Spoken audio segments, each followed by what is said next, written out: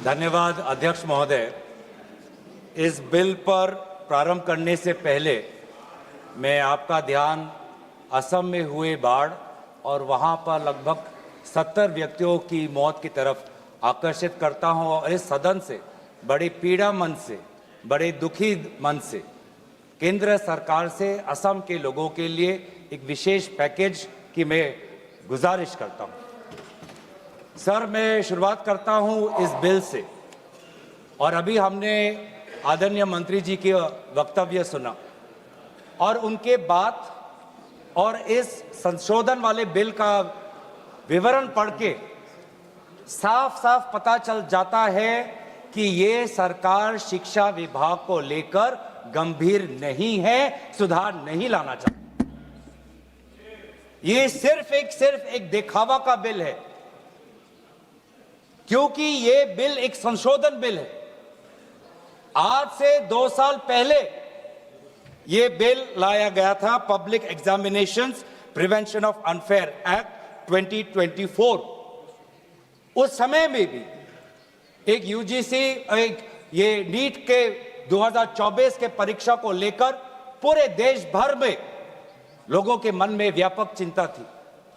उस समय में भी इसी तरह आज जैसे मंत्री जी कह रहे हैं, सरकार ने इस बिल का इंट्रोडक्शन करते हुए ये कहा कि ये एक बहुत बड़ा कदम है और इससे शिक्षा विभाग सुधरेगा और इससे परीक्षा में जो पेपर लीक होते हैं अब नहीं होगा, अब किसी का साहस नहीं होगा। ऐसे कड़े दंड उस समय सरकार ने कहा कि 2024 के बिल में वो लाए हैं।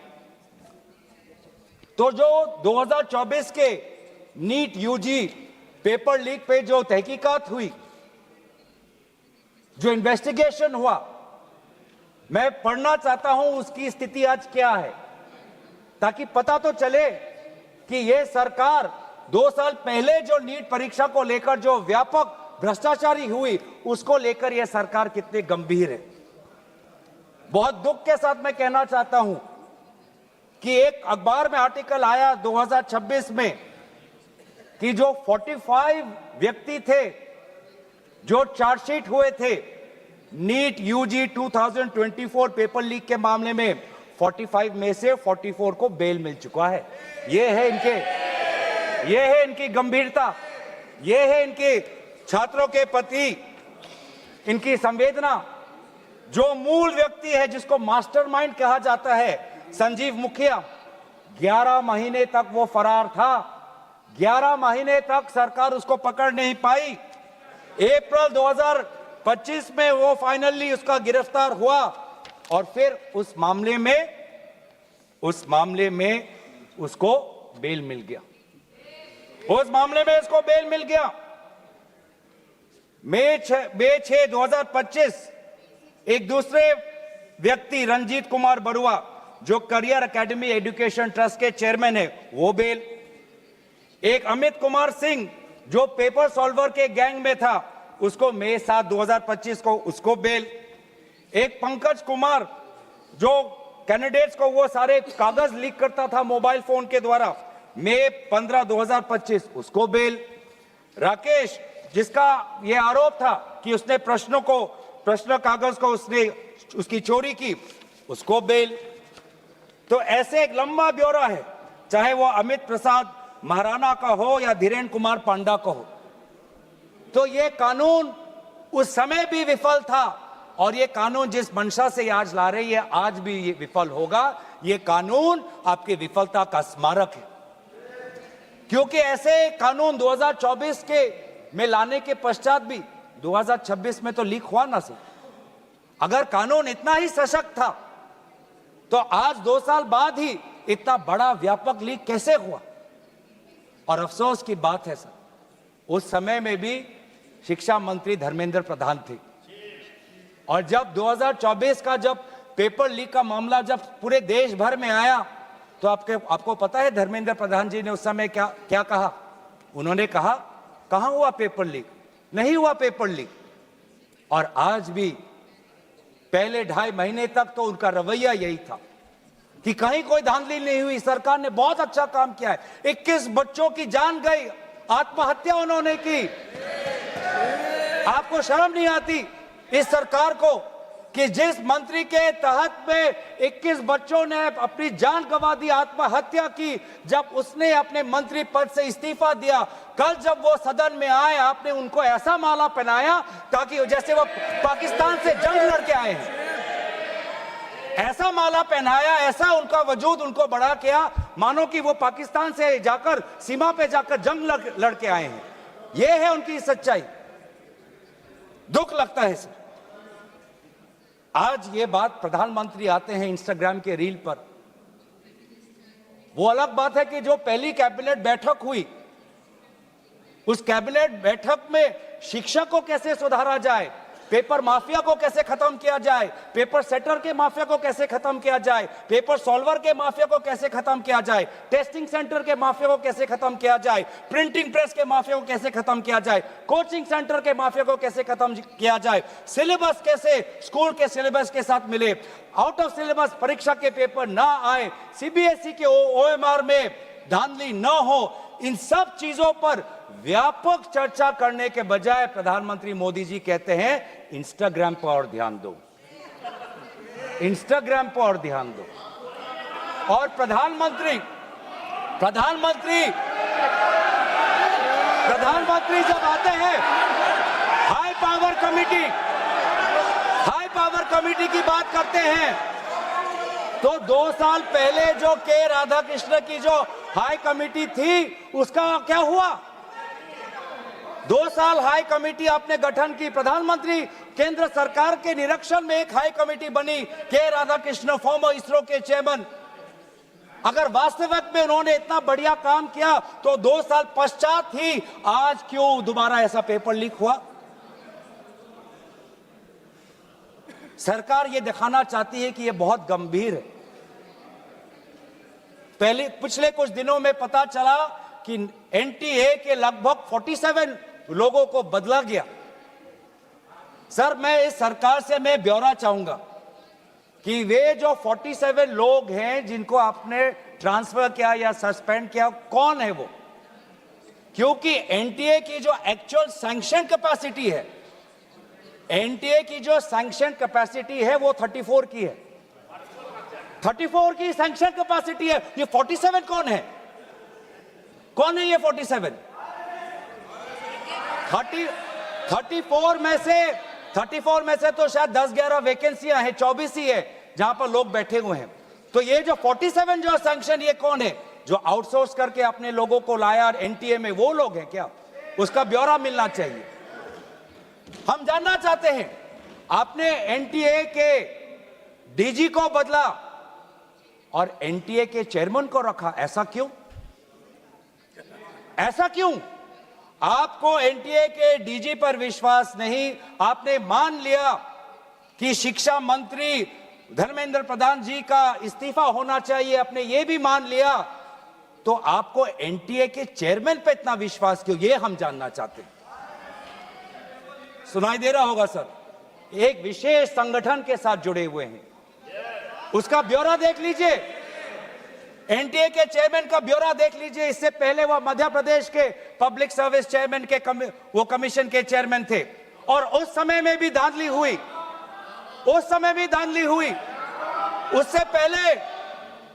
उससे पहले वो छत्तीसगढ़ में भी पब्लिक सर्विस कमीशन में चेयरमैन थे, उस समय में भी धांधली हुई। ऐसे इतने धांधली से जुड़े हुए व्यक्ति को आज भी इतने पेपर लीक होने के पश्चात भी आपकी सरकार बचा रही है, आपकी सरकार बचा रही है। जिस एनटीए के द्वारा 21 बच्चों ने आत्महत्या की, आज भी वो चेयरमैन बचा हुआ है। क्यों? क्योंकि वो एक विशेष संघ के साथ जुड़ा हुआ है।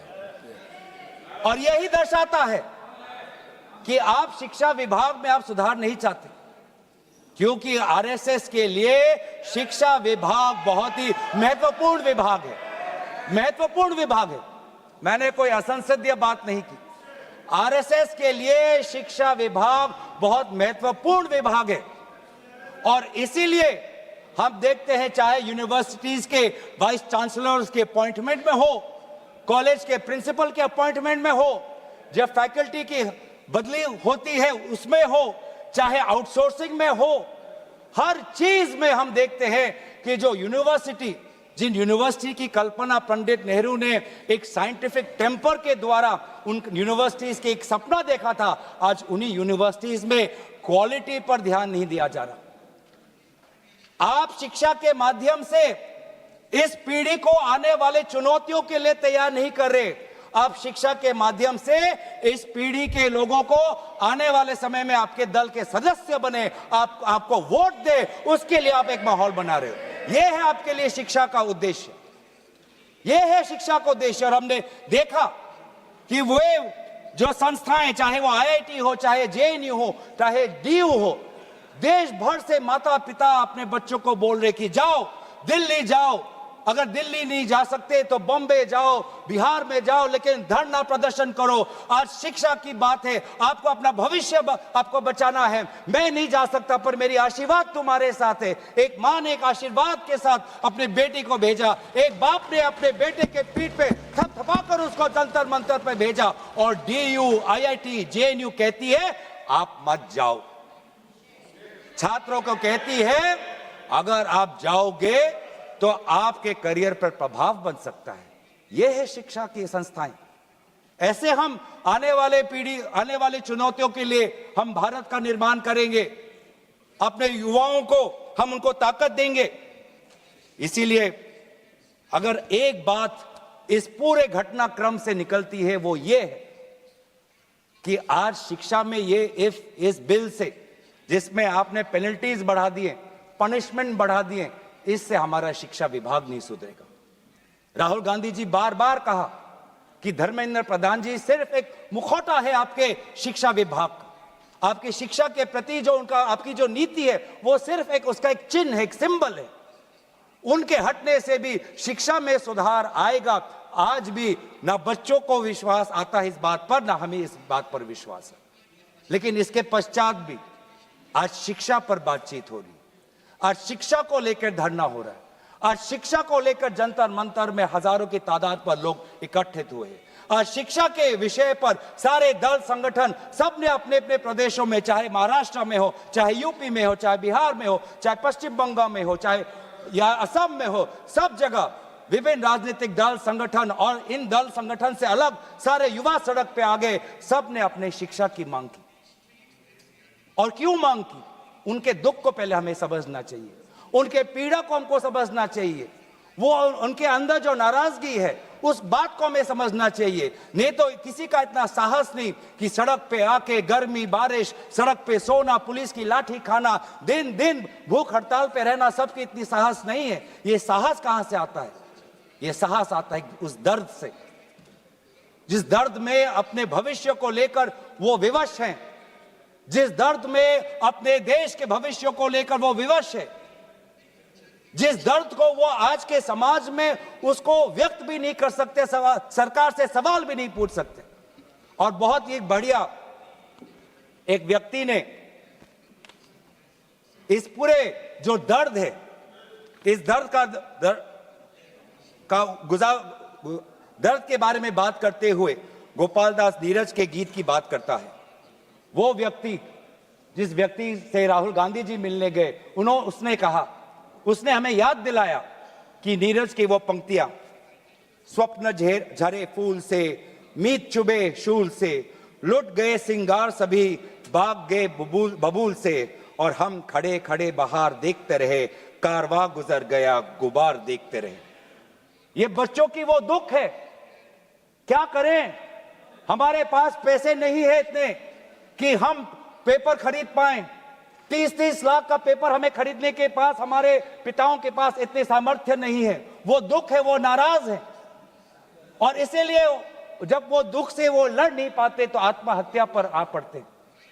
और NCRB में सर, आज देश की ये व्यवस्था, देश की असली ये है कि आज NCRB में, नेशनल क्राइम रिकॉर्ड्स ब्यूरो में, ये भी एक कारण है कि आत्महत्या हुई क्योंकि वो बच्चा एग्जाम में फेल हुआ।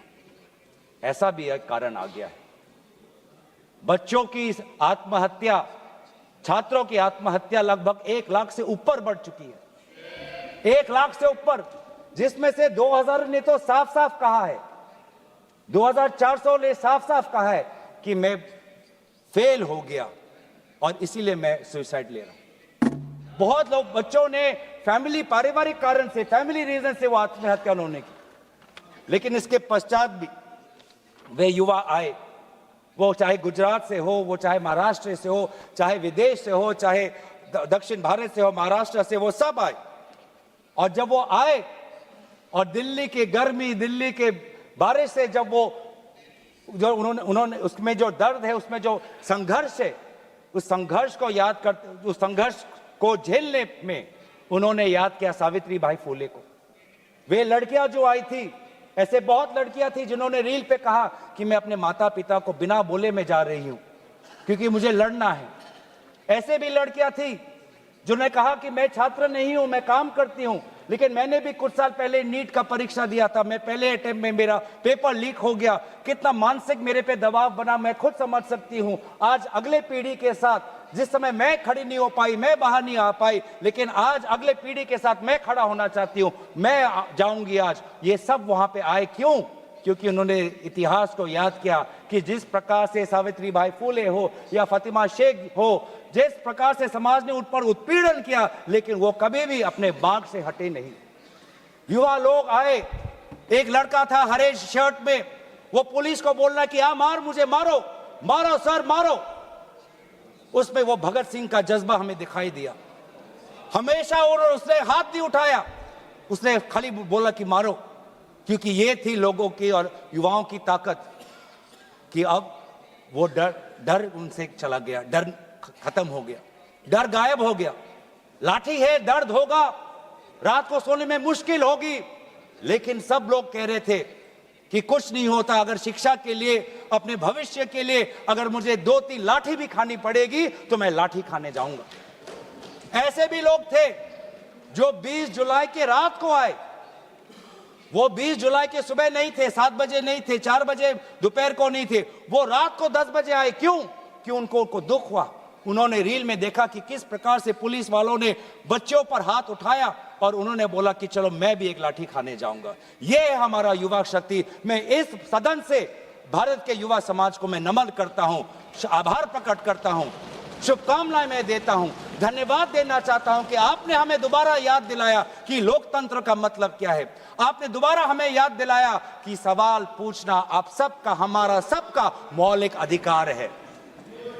हमने वो भी देखा उस मध्य प्रदेश से आए हुए आदमी को जिसके सर पर खून निकल रहा था। क्यों? क्योंकि कांटों से भरा हुआ एक डंडा उसके सर पर पड़ा और उसने तब भी वो पीछे नहीं हटा।